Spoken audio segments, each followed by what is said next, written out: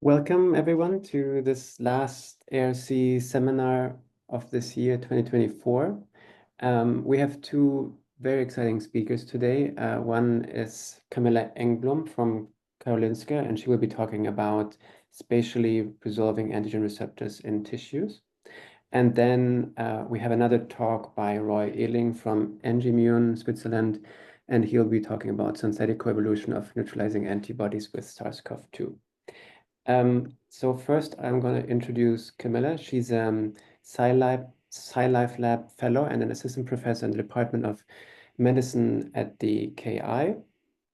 She has received her PhD in immunology from Harvard University in 2017, focusing on long-range cancer host interactions, and then has moved on for a postdoc to the Karolinska, where she developed a spatial transcriptomic-based tool to map B and T cell receptors within human tissues. And I think this is what she's going to talk about today. And I'm very excited for your talk.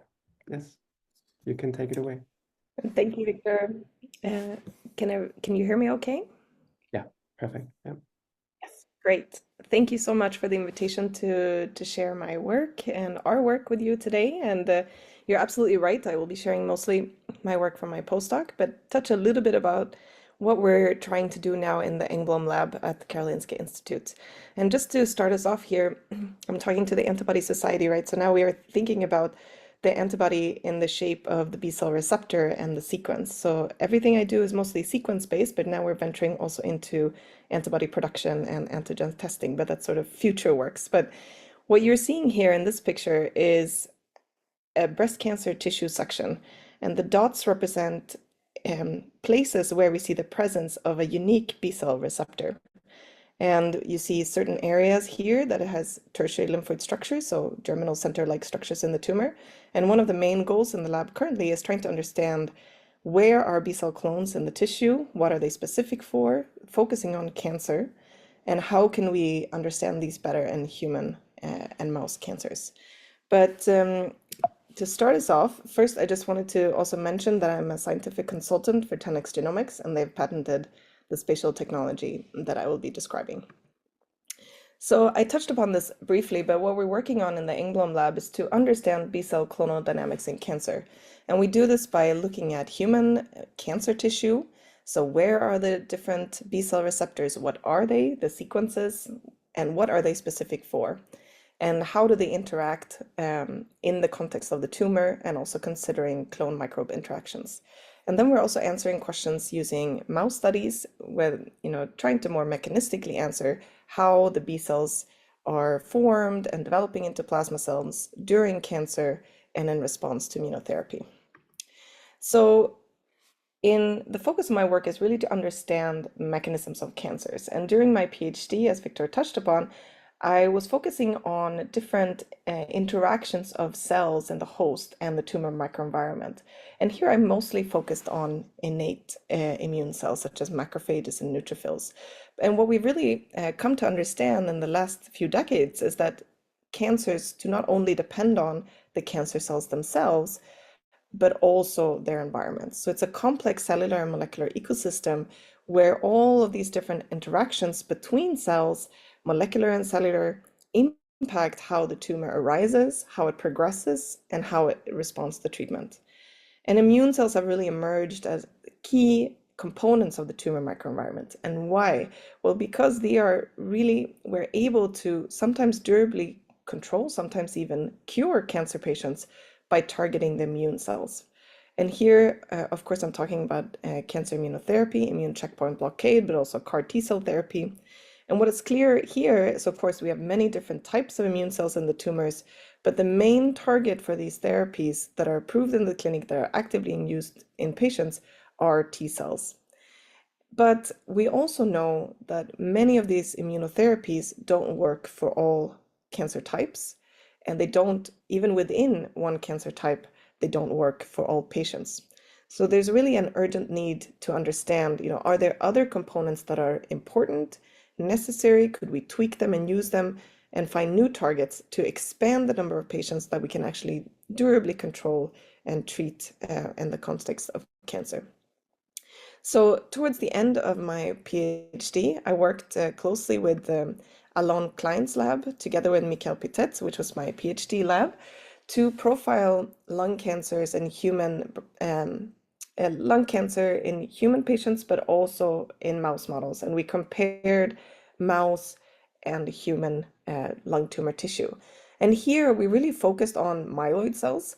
But what emerged in this was at the time very exciting, for us to look at single cell RNA-seq, which was quite new still at the time.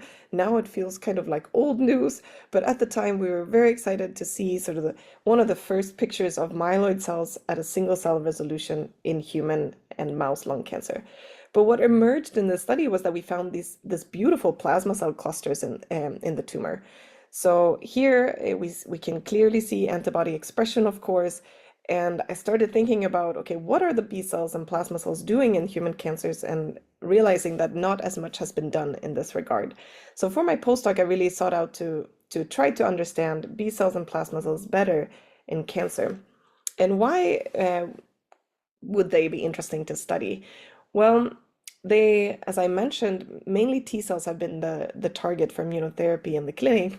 And there's no current B cell targeting agent for cancer patients, although one could argue that the immunotherapy that we use could involve B cells at the given time. And B cells and T cells have this close interaction. For example, B cells present antigen to T cells. And I think what sometimes is forgotten is that they're the only antigen-specific antigen-presenting cells in the sense that they can clonally expand for a given antigen and also take up antigen through their B cell receptor. And of course, this is no news to this crowd that they can produce high levels of antibodies, which can then have a range of different effector function in the tumor, which could be both tumor promoting and anti-tumoral, but also they can really be manipulated and tweaked for therapy, right? So we have this unique therapeutic space where if we discover endogenous antibody responses to tumors, we can also therapeutically use that. And of course, they have this unique specific clonal receptor. And compared to T cells, we know very little actually about what these antigens are, what the B cells are specific for in the context of cancer.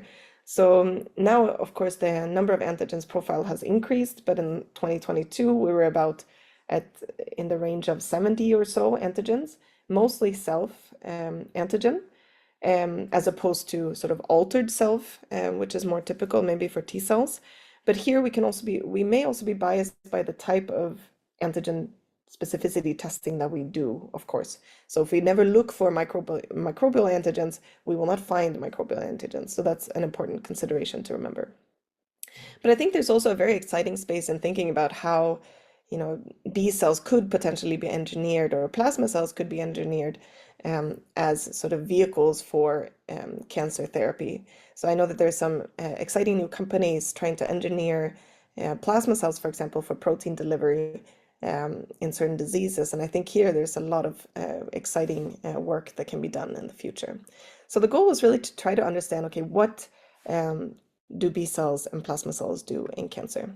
And of course, I was not the only person thinking about this. So this was around 2019, and in 2020, when I just started my postdoc, there came these 3 Nature papers focusing on B cells in cancer. And in 3 different types of cancers, it was shown that B cells and tertiary lymphoid structures, which are these lymph node-like structures that occur ectopically in inflamed tissues, including tumors, and that these related to improved survival and immunotherapy response.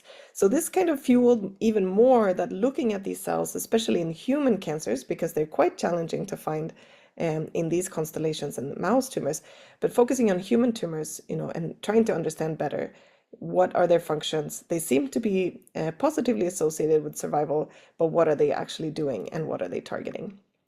So when we think about B cells more broadly, we typically break it down to several different aspects. And this, of course, can also be applied to T cells, but we're a bit B cell biased today, which I think is totally fine. But just for the purpose of our technology, we also consider T cells, of course. So here we consider where the cell comes from. So what is the progenitor or cell that it comes from. So what cell does it have the potential to become? So there's different origins of B cells that can then result in different effector functions. We think about the cell state. So is it a B cell? Is it a germinal center B cell? Is it proliferating? Is it a plasma cell? What is its current state of activity? And here, of course, there are many different ways to measure this. Transcriptional state, its protein production, its surface receptors. And here, you can take different approaches to get at similar answers. And of course, the clonality. So which is the receptor that this particular B cell or T cell is expressing? Because of course, this will dictate what this cell has the potential to respond to. Is it high affinity? Is it low affinity? But the clonality also represents a connection to ontogeny, because in this case, you also can look at lineage. And I will get back to this, which is a unique twist to the B cell and T cell receptor compared to other cells in the body. And of course, also then location. It's not just enough, to know what are you expressing, what can you do as a cell, but who are you talking to? What are the cells nearby? In the context of antibody production, for example, it's relevant to consider if you're a plasma cell, you're making lots of antibody. Do you have a lot of macrophages nearby expressing Fc receptors? Are the antibodies binding to NK cells? What are the other cellular players involved that could then execute the functions of antibodies in the local environment? And for T cells, of course, the antigen-presenting cell, the target cells, and so on. So if we think a little bit more about clonality, I won't belabor too much about this in this crowd, but just when I talk about clones today, it's really the B cell or T cell that is sharing the same, or in the case of B cells, very similar receptor sequence, meaning that they belong to the same original, or they are derived from the same original cell. And B cells, of course, their antigen receptor can be either membrane bound or secreted as the antibody. And this we can also, I won't talk about this today, but this is something that we're using in the lab to also spatially map. And what is key here, as I mentioned already, that we can use this as an endogenous cell barcode, because we can sequence the VDJ region and including the CDR3, and we can use this to label the cell in the body. And I think from a cellular biology point of view, it's really interesting, because then we can now do lineage tracing in human tissue, which is quite challenging for most cells. And for our purposes, we want to do this in space, and which can be sometimes even trickier. So then we can have this layer of information that tells you which are the cells that actually belong together lineage-wise, and then try to learn and infer biology from that. And of course, in the context of B cells, we also consider affinity maturation and class switch recombination, which is other additional layers where we can consider how a B cell or plasma cell changes its function in the context of a tumor microenvironment, for example. And importantly, we also want to think about where the cells are in the tissue. And here you can think about autoimmune disease, for example, where you have a T cell close to its target antigen. It'd be very interesting to know and isolate what clone is there, located really close to this pancreatic islet. Maybe this is the most relevant clone that we want to look at. Oftentimes, when we profile tissues, we look at the entire, for bulk and single cell RNA sequencing, we lose the location information. So then we have tons of different sequences, and some of them may be even expanded, but they may not target the actual antigen we're interested in. So being able to locate where the clone is in a given tissue should be really relevant. For B cells, when we think about vaccines and infections, this is from Gabriel Victoria's lab, and it's a mesenteric lymph node, or mesenteric lymph nodes from mouse tissue.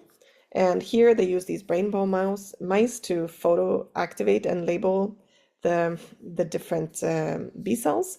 So one lineage of B cell is one color. So you can see one germinal center here lighting up in one color, meaning that they're being, this particular germinal center is being dominated by this particular clone.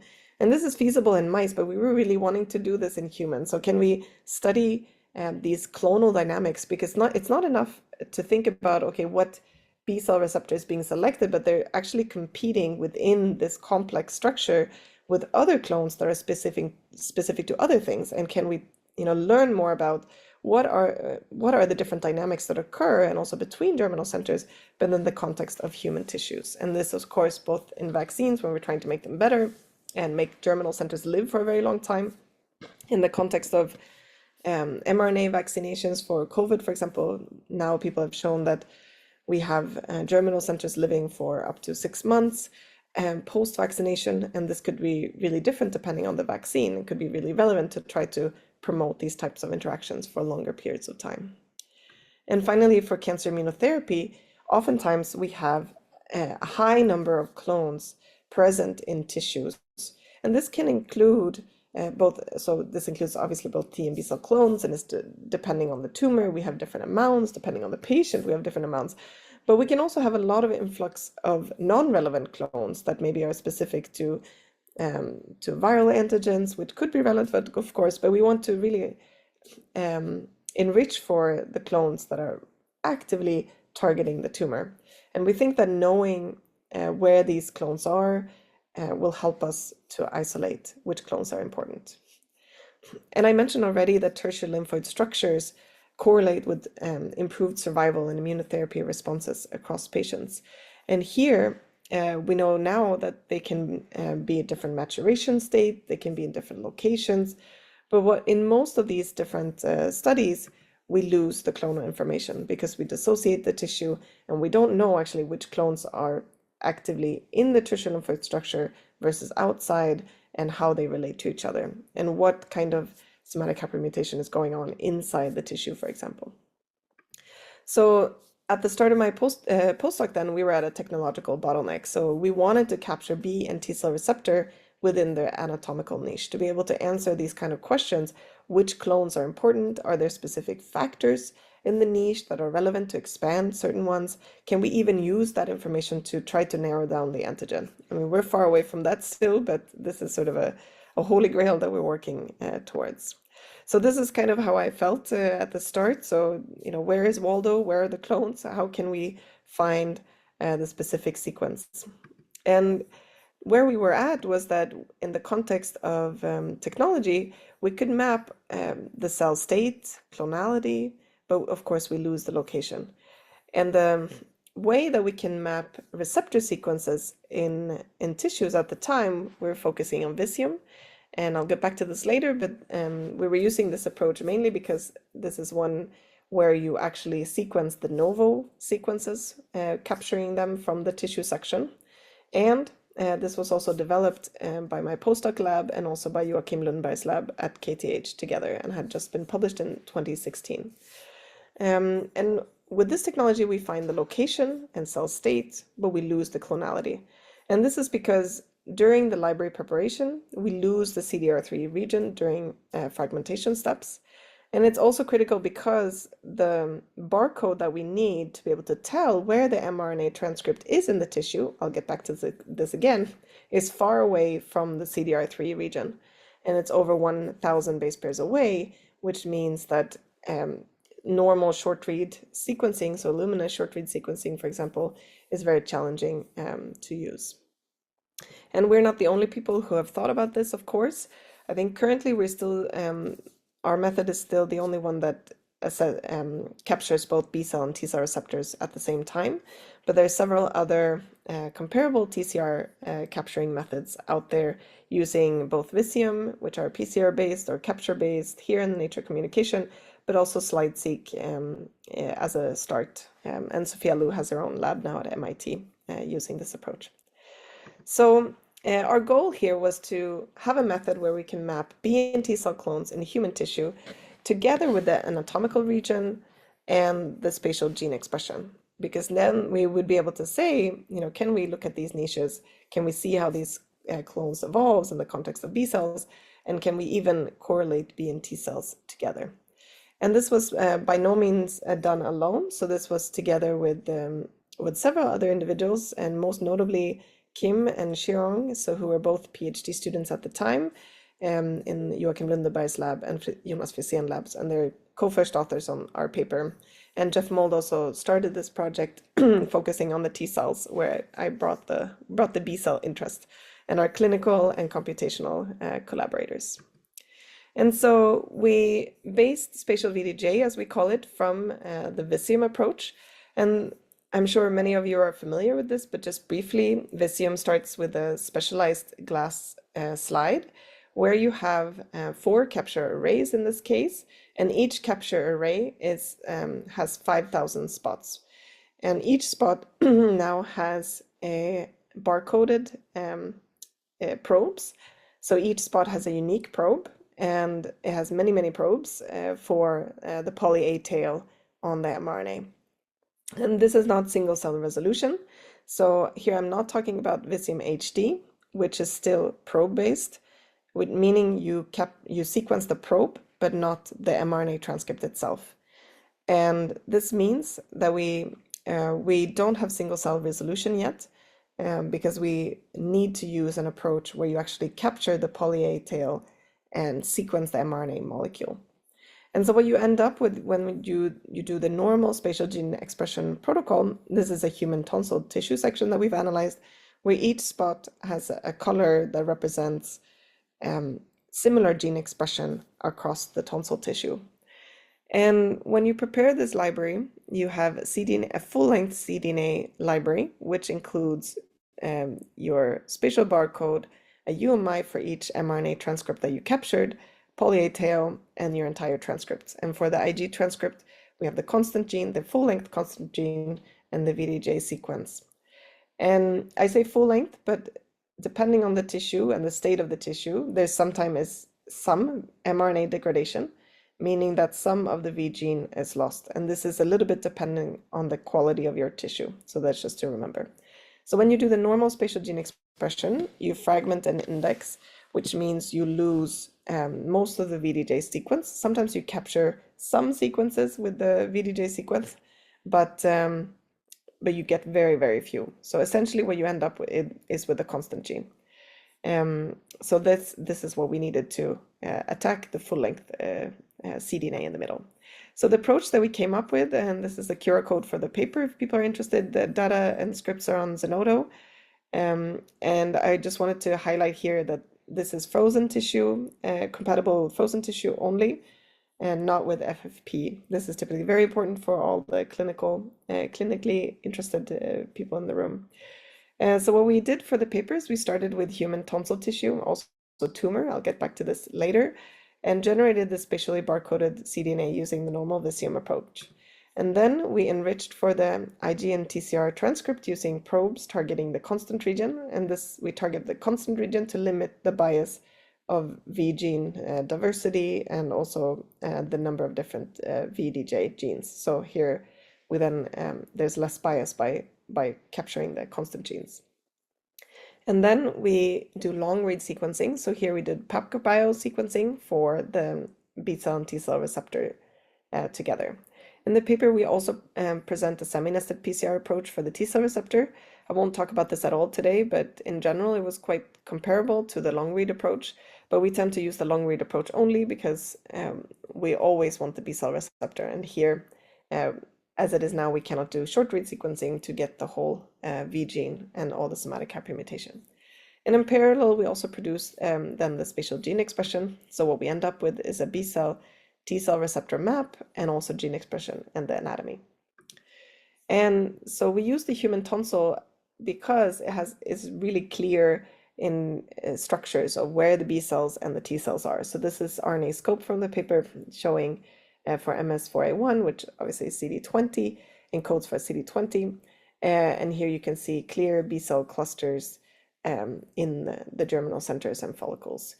And likewise, we see T cells, or conversely, I should say, in the T cell zone outside the B cells, the B cell follicles. And here it gave us a really nice way to kind of distinguish where we are supposed to find our clones and to do sanity checks about location. And this turned out to be extremely important because in tumors, we don't know what to expect. So it's hard to know if what we see is actually real. And so this was a good starting point to start with the tonsil and then venture into tumors. And we can use the spatial gene expression also to predict where cells are based on the gene expression of each spot. So here we used a method called stereoscope that was developed in Joachim Lundeberg's lab.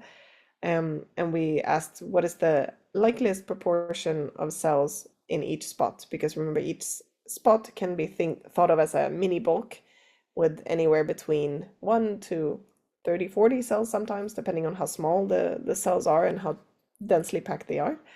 And then you can get the distribution of cells, and you see that the B cells and plasma cells are in different locations as expected, but you have some plasma cells kind of in follicles, whereas the T cells are then outside in the T cell zones. So then if we start with the spatial VDJ approach, how many clones do we detect? We see that in a human tonsil tissue section, we get around 5,000 unique sequences for heavy chain and light chain. And here, of course, we get the heavy chain and light chain separately. It's similar to bulk analysis. I'll get back to this later again, how we can then merge to get the antibody sequences or the full antibody sequence. And then the alpha and beta. And similar to other sequencing approaches, we get more beta sequences than alpha, and get about 1,000 TR beta sequences per tissue section. And we can also confirm between 30 to 50 of these percent of these clonal sequences in adjacent bulk sequencing. And this is as expected, because many of them are unicorn clones, meaning naive clones that we would not expect to find again and again in different tissue sections. And of course, asking the burning question, where are the clones? So then we can also profile, what is the number of unique clones in different spots. And here, the darker the color, the higher number of unique clones we have. And we can also zoom in on individual clones, so an individual CDR3 sequence, and ask, where is this clone? And we can see one here very localized in one germinal center, and the TR beta more spread out throughout the tissue. And then, because we had multiple sections throughout the same tonsil, we could ask again and again for the same clone, do we find a similar type of distribution? And for this particular clone, it's really localized to this one germinal center again and again and again, which confirmed that we can indeed reproducibly detect the same clone in a similar location. If we look at the T cell receptor, we see a similar spreading. I always joke that it's kind of like you took a clone and then threw it at the tonsil. It's not that you have a localization in the same way for the T cell clone. But you can see that if you zoom in, that some of them really localize on the border of follicles, but also in between. And this corresponds quite nicely with mouse studies, which has shown that a unique T follicular helper cell, for example, can spread out across a lymph node in mouse to at different germinal centers. And I also want to make the point, so here we're looking at light chain clones, but I want to make the point that it's not that all B cell clones are in one single germinal center like that. We also see clones that are spread out, and sometimes localizing in multiple germinal centers, and sometimes spreading out across. And I think this is really important to remember, because the B cells could, a B cell clone could be a germinal center B cell, it could be a memory B cell, it could be naive B cell, it could also be a plasma cell. So we would expect these different types of distributions for the B cells. So then one of the questions that we had, can we then use spatial VDJ to look at clonal evolution in space? So then we were inspired by the mouse work, and we annotated each of these follicles with a unique number. And we can see that most of them were found across these different 6 sections. And if we think of these as kind of onions that we were sectioning through, we could capture different layers of light zone, dark zone, and sort of the mantle zone in different tissue sections. And we also here could quantify then how many clones do we have in each of these different follicles. And we can use here some different measures. I'm just showing one, they're more in the paper, but we can easily see that one follicle kind of stood out. And I should also mention that based on gene expression and single cell deconvolution analysis, we could see that most of these follicles indeed have germinal center structures in them. So we could see that, they have features of ongoing somatic hypermutation, proliferation, and T follicular helper cells, for example. So we really think that most of these are actually active germinal centers in this particular tonsils. But I will also mention that that clonal diversity really correlated with size. So the biggest germinal center also had the highest clonal diversity. And so another thing we were curious about was that okay, we have these clones, but is it that they are, in one germinal center? Are they spreading out? And how often does that happen that they spread out? And this is something that also had been reported in mice, maybe that they were found in multiple germinal center, or that one was very uniquely dominating one germinal center. Now, I'll say that in our this n of one individual, we didn't really find one germinal center that was completely dominated by one clone. But maybe that's not so surprising in the context of humans. So in this case, we asked, okay, how are these different clones distributing? Are they present in one follicle or more? And we actually found about 150 clones that were in 4 or more follicles. But then I asked, is it really that they're expanding in multiple germinal centers at once, or are they present sort of mainly in one and then spreading out? And this could be interesting to understand, at what point in the clone's development do you then leave one germinal center to populate another, and what are the different factors that promote this from happening? So what we started with was just to say, okay, can we identify clones that then are more restricted, where most of the UMI counts are present in one follicle? And we could indeed find such clones that were, even if they were spreading out a bit, they were mainly present in one follicle.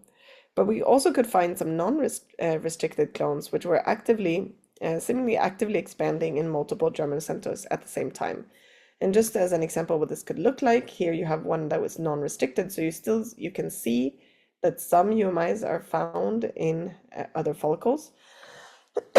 But here you can really see, and this is all the data from the 6 sections projected onto one section, so it's not a completely perfect way to visualize this, but you can see that the 12, 18, 17 here really captures a lot of events, and that this clone is actively expanding in multiple germinal centers at once. Of course, this is a snapshot in time in human tissue, so it's hard to know kind of in what order did the event happen. So then what we wanted to do next is try to use the B-cell receptor to do lineage trees and also lineage tracing in the context of space. So we could identify sort of large, what we think are recently activated, because they were co-expressing IgM and IgD in the same clone. And those sometimes, this is part of this very large clone that I showed before, were these kind of restricted clones that were still spreading across the tissue, but were mainly expanding in one.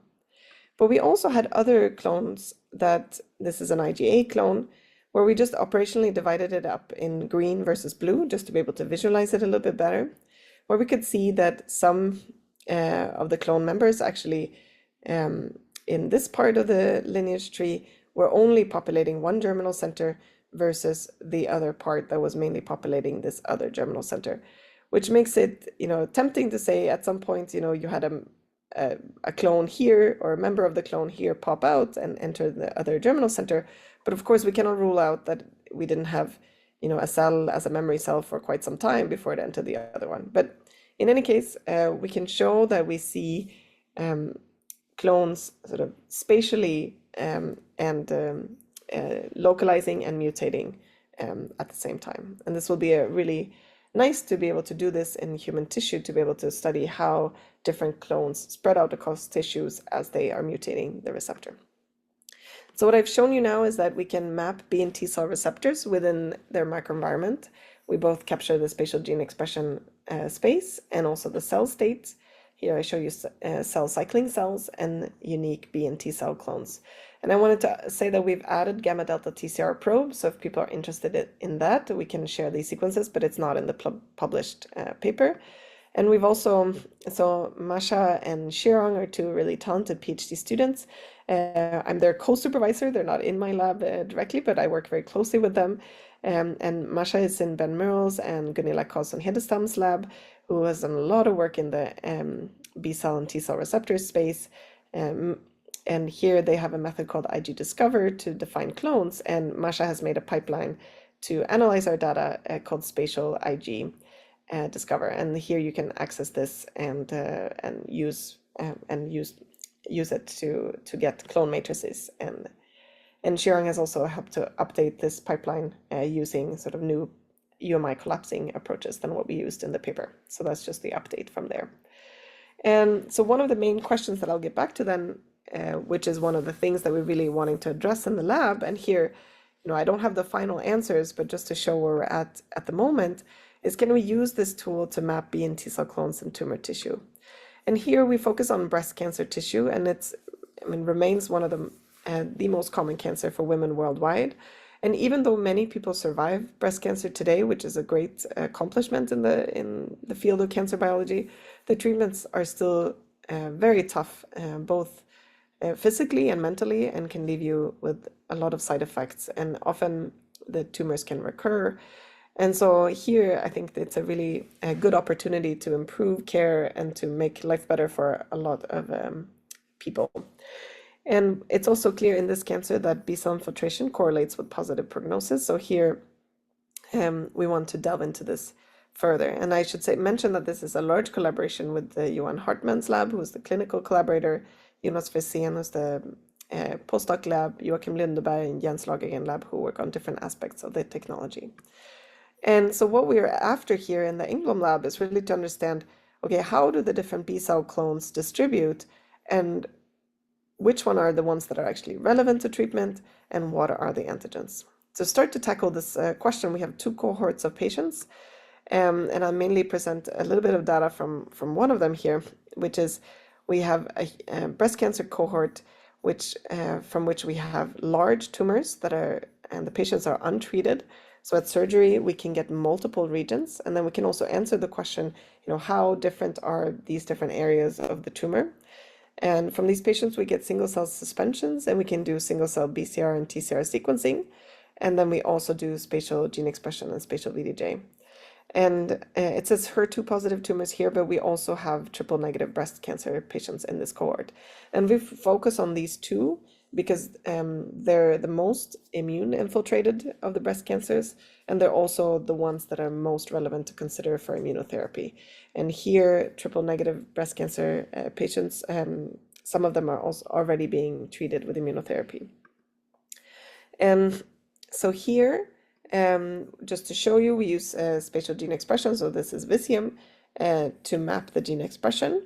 And what we get are these giant heat maps showing that different areas have different gene expression.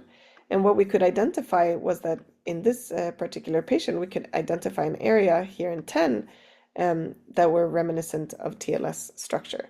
So now we can start asking, how this different area, this area relates to clones. But I just wanted to say one thing about the Visium data, because it's also important and starts to answer this question a little bit about heterogeneity.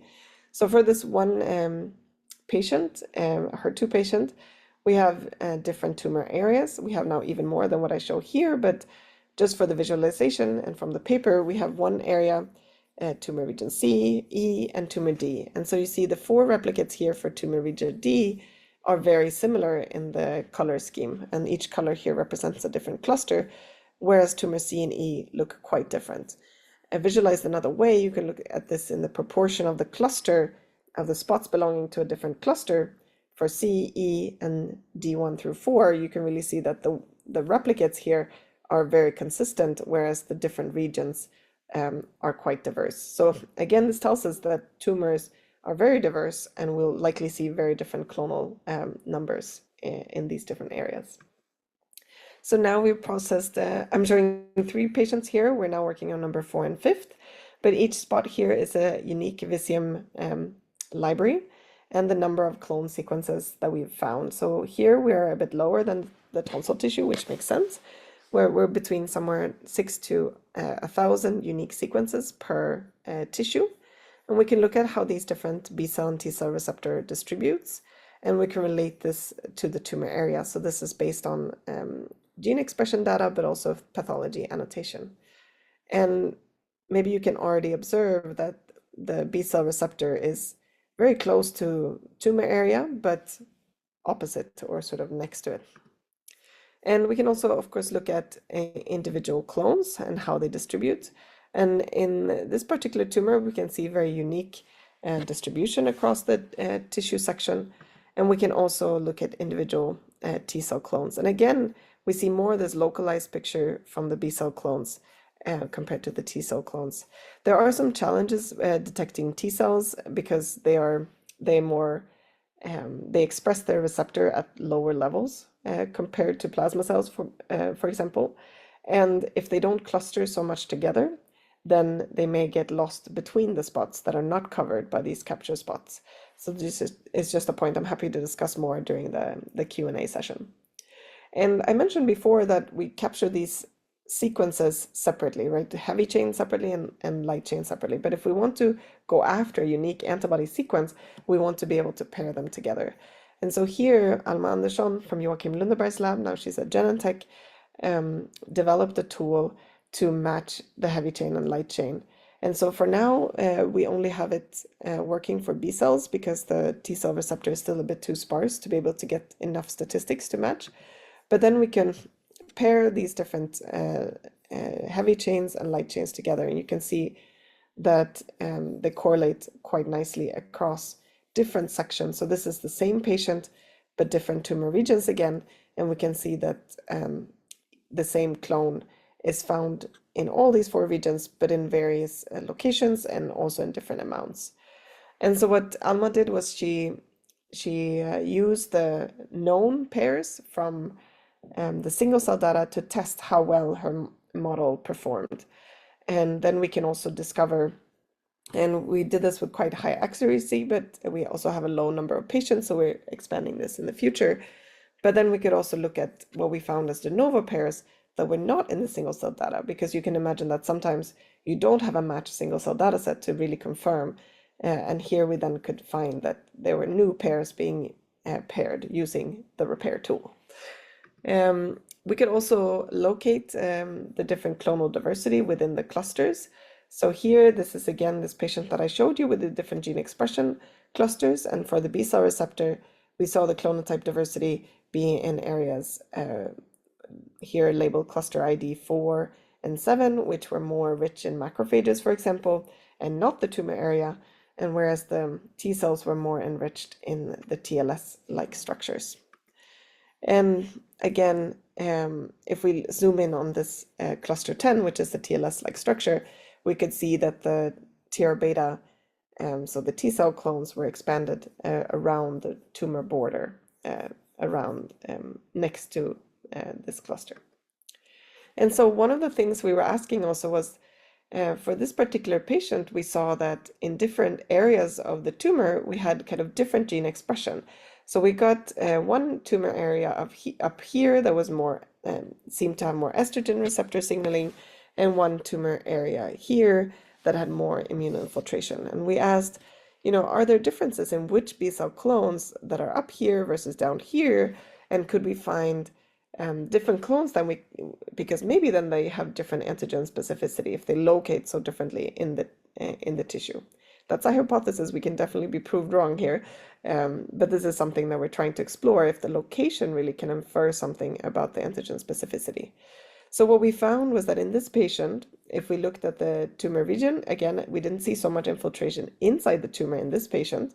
We have now seen that a little bit more with others, but around the border we can see quite a bit, and that different clones were more associated with this top area here and some different clones associated with the bottom here. I will say, if you look at the examples here, this is only covering part of the region here. So most likely there's a lot more going on here than we know. So we're now trying to find out, what is the antigen? And I had a master's student working on this a little bit, and now I have several other members in the lab, including Eugene and Tilak, who are pursuing this very intensely in trying to find, what is the antigen specificity of different antibodies in different regions. And I just want to end with a few slides. I'm almost at the end here, but this is a triple negative breast cancer patient that we've seen and that I showed at the start of the presentation, which has very clear tertiary lymphoid structure here in blue and sorry, in gray and green, and where you have the tumor area here in purple, and you have some more sort of normal or maybe pre-malignant states here in the other colors, but you also have a little bit of tumor here. And then we can see keratin 19, for example, as the epithelial and tumor expression here. And we can also see this clone again that I mentioned before and see that it's really circulating the tumor area here and also here. So now we want to know, okay, what is this targeting and what is it doing? But really operating on the assumption and the hypothesis that knowing where the clone is can help us actually find the relevant disease-associated clones from patient tissues.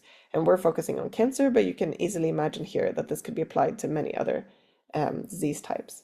And this analysis was done by Masha, who I mentioned before, who did the spatial IG Discover. And so just to summarize what I've shown you is that I didn't show you that we also can capture it in mouse tissue, but we can capture B cell and T cell clones in human tissues, including tumors, and we can map B cell receptor clonal evolution in space. This is the ongoing work in the Engblom lab, so we are doing this in mouse, so now we can use spatial VDJ in mouse. This is not out yet, but hopefully you'll see it in the coming year or so. We can also look at clinically relevant biopsies, including needle biopsies, and see individual B cell receptors sort of circulating tumor areas. We can capture clones together with microbes, which we're doing together with Stefania Giacomello's lab, and also sort of deconvolute the B cell receptor dynamics by looking specifically at membrane-bound or secreted versions of the receptor to try to infer more of the dynamics. And just to leave on a more sort of philosophical note, I think we're at the start of what we can do with this technology and other technologies that are synergistic with this. But really trying to think about, can we learn about the antigen specificity from where it is? Can we infer the functionally important clones? Can we learn things from the environment to know what are sort of antibody niches in these particular spaces? And can we learn how to better promote certain clones versus other by tweaking the environmental factors here? And for the B and T cell clones, could we actually identify B and T cell clones that are interacting together? And with that, I would like to go to my last but most important slide. Not the empty slide. I want to go back. There we go. So this is the newly minted Engblom lab. So I didn't present the work that Young has done here, but he's working a lot on the membrane clonal dynamics here. I mentioned some of Masha's analysis and Eugene working on the human work. But mainly the different collaborators for the Spatial VDJ project. So Shirong and Kim, who are co-first authors on the paper, are clinical collaborators. Jeff, who's a senior author on the paper, and the funding, and my current starting grant funding, and our collaborators, and you for your attention. And happy to take any questions that you may have. Thanks so much, Camilla. Beautiful talk. I'm sure there are many questions. Felix, please. It's Jamie, actually. Hi, Oh, everybody. Jamie. Yeah, Jamie posing as Felix. Yes. There's 4 of us here right now, so including the dog. Cool. Though that was a really wonderful talk. I wanted to ask you, with those sections, it seems that you could also be doing immunohistochemistry. So are you guys looking at all at where antibodies are at the protein level and what their isotype is? Yes, so we haven't we haven't yet is the quick answer. So the longer answer is that yes, we want to do this. So we've started a little bit in adjacent tissue sections because when you do the staining before Visium, there's some optimization that you need to do. And usually you cannot go for so many colors at a time. So usually we try to save the adjacent tissue section right after the Visium slide, and this is usually enough to be able to infer because it's quite close in distance. But that's absolutely something that we want to do in protein, and also think taking the antibody that we made and try to stain the tissue. But I'm kind of new to the protein space, so if anybody has nice protocols for this, I'm really happy to hear and to learn from you. And also, I wanted to ask you if you see clones that, or I don't know, I think they're single cells when you show those dots, but where you see membrane bound and secreted antibody or you're assuming that from the sequencing at the same from the same clone. Mm. So the question is whether we can detect membrane-bound and secreted from the same clone at the same time. Right. Yeah, that's right. So the same Yeah. cell is doing both.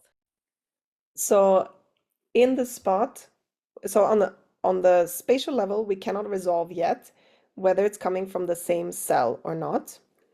But we certainly see spatially within the same clone that a given clone can produce both membrane-bound and secreted at the same time. It's not as common so this is still on the clone level, right? Not on the cell level. It's way more common that we would see one clone doing one thing, so mostly secreted or mostly. And I will say that we have a bias, of course, for capturing secreted transcripts because plasma cells just cranking out transcripts, and because it's kind of bulk sequencing, we enrich for those.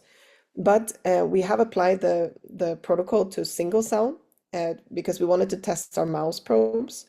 So here we used the single cell data, and then we could split B cells, proliferating B cells and plasma cells, and see membrane bound, secreted, and split.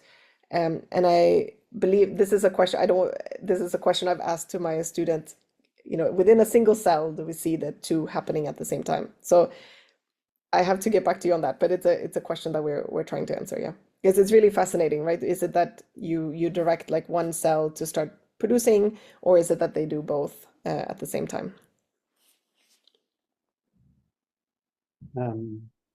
Ken?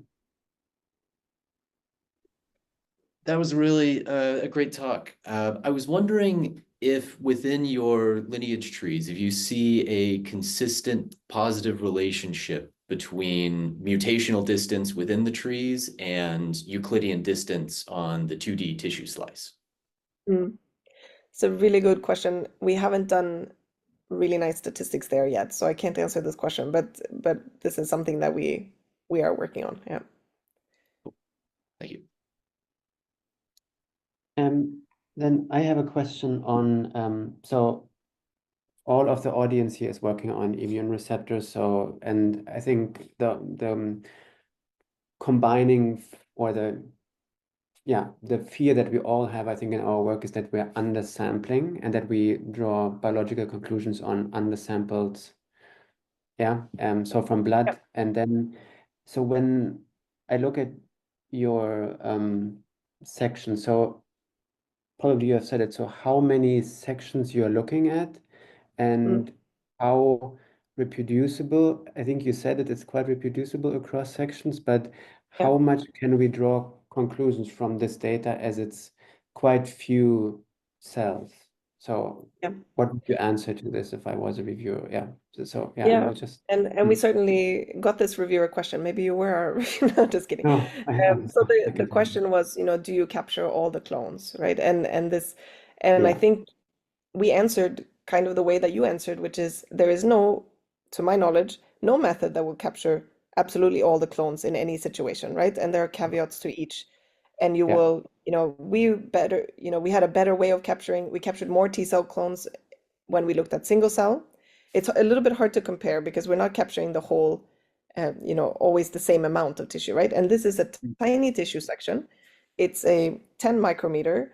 It's, one tissue site. We absolutely do not capture all of them. But I will say that, if we think about single cells, we looked at the ratio. So when we looked at B cell versus T cell clones, we had a higher ratio of T cell clones to B cell clones when we looked at single cell data. And when we looked at tissue, we had the opposite ratio with the spatial VDJ method. So we think that we are better at capturing the plasma cells in the spatial tissue, at least relative to the T cells, and then vice versa for the single cell. So do we capture all the clones? No. When we looked at the expanded clones over multiple sections in the same, tissue, we found the expanded clones very reproducibly again and again. And arguably, for the purpose of the type of studies that we do, those are the ones that we really care the most about. Now, if you want to say we want to capture the total clone diversity, you know, Mm. then we would have to do many more samplings, and then maybe, you know, total bulk sequencing would be better. There's another reason why bulk sequencing better captures all the clones in a tissue section is also because the spots, right, how it is now right now, only cover, you know, 30 some percent of the tissue. So you have a lot of Mm. area in between, right? Mm. And then the Mm. B cells, because they kind of, you know, if they physically expand and then have lots of transcripts, you kind of increase the Mm. likelihood of capturing. Mm. But yeah, I Mm. think we Mm. have to do, the way I see it is that we go deeply in a smaller number of patients, and then we have to use Mm. other approaches that are not quite so So expensive, where we can look at many patients. just to follow up on this, maybe briefly, I think a better question is then how much do you capture of one germinal center or something? So how, Mm, when you talk yeah, about, you know, what happens in one germinal center, how much are yeah, you capturing? And yeah. then what would be your answer to that? So how much can you say about the dynamics within one germinal center? Yeah. Yeah, that's again a really good question. I think the best, I mean, the best way to answer this question would be to do something like laser capture, you know, Yeah. of a nearby one or you know, adjacent Yeah. tissue section Yeah. to, and there's Yeah. certainly others doing this. So I think to do this, we would have to, So um, just one last question from me, and then there are two more others. So is then also maybe the dream that one in the future could do many more and then reconstruct really the 3D volume? So how the, yeah, so that's okay. yeah. Yeah. So I'm not doing this myself, but I know of collaborators who are approaching this on the tumor side, and I think it would be Mhm. really Mm. powerful, and they have other Yeah. ways also that you can kind of infer Mm. gene expression on H&E space. Yeah. Super nice, super nice. So I think we take maybe first Encarnita and then maybe Jamie, but yeah, maybe also not. Yeah. So Encarnita first. Thanks, and really, really nice work. It's always challenging to work on tissue, so it's really interesting. I have two questions. One a bit following up on what on the question from Victor. So it's always strange to see that we can capture the cells at the general transcript level, but rarely the TCR or the BCR. So that was one of my questions. Do you have, like in single cell, that is not tissue related, do you have this discrepancy between the number of cells that actually you can identify and the number of receptors, Mm, the unique yeah. receptors that you can capture? Yeah. And so we applied, I mentioned this, but I didn't present it, but that we were just kind of in the process of applying our technology to mouse and single cell. And so then, of course, it's a different set of probes, but it's a similar Yeah. strategy. And here, sort of the first preliminary analysis say that we capture around 80% of the T cells, like with the Okay. VDJ information. And I think this is really better because they're captured in a droplet, and then, you know, there are no other cells or transcripts competing, right? So even if you have just 4, 5, 10 transcripts of the TCR receptor, they have a higher likelihood of being captured. Mm-hmm. Then I think for naive, if we look at what looks like naive B cells, or like not really activated, Mm-hmm. it's actually lower than the T cells. I don't Yeah. remember the precise number. It's lower, and probably they're not really expressing the receptor very much. And also we see kind of differences between the isotypes as well, which is interesting, and something that we Okay. were, you know, worried that it's technical versus biology. Mm. We're now thinking that it may be biology because we see it in the spatial and the single cell as well. Mm-hmm. And maybe it has to do, you know, with the stability of the receptor, how much it's being transcribed. Yeah. But of course, then proliferating B cells, we see more. And then plasma cells, we have, you know, 99.9 Yeah, something, sure. right? Yeah. So, okay, fine. But there's this, I think there's also a physical aspect of you know, capturing a transcript in solution versus on a probe that's stuck Mm. to an array. Mm. And so here I think bulk and single cell win out, you know, in sensitivity, because they are, you know, captured in Mm. solution. But then plasma cells are kind of preferentially captured in on the array. And so that's Mm. why, you know, I think this is, it's very useful to study plasma cells in tissues for Yeah, this yeah. purpose. Yeah. And activated cells in general. So that's Yeah. yeah, it's Yeah. interesting. So the last question I had was, and maybe I missed because I was disturbed sometimes. So you analyzed your VDJ in different samples, different individuals, right? So is there any overlap that you Yeah. could identify, and what would be the percentage or the fraction of T cell clones, B cell clones? That's all. Yeah, so very, very low. So for the breast cancer, so in the tonsil, we've only looked at, Hmm. individual, right, for the method paper. Yeah. For the breast cancer, I think it was only on the light chain side and just a tiny, tiny number. Now we looked at nucleotide sequence. It's possible on the amino acid that Yeah. we would see more shared, Okay. right? That's Mm. interesting in another way. Yeah. But nucleoside, very, very, very low Very overlap. Okay. Yeah, maybe And- at the amino acid. yeah, and we have some other cancers where we see a little bit on the T cell side, like amino acid, but not the nucleotide. So, and depending on how T cell rich, we have, higher likelihood of finding more. Okay. Good. Thanks. Thank you. I think we have to move on to the next call, but thanks again, Camilla, for giving us a talk. And I think it's really beautiful work, and this is exactly what we need in the future to understand better B and T cell biology. So thanks for Well, thank stopping you by. everyone for the invitation and for the excellent questions. We'll go back and analyze more. Thanks. Thanks so much. Bye bye.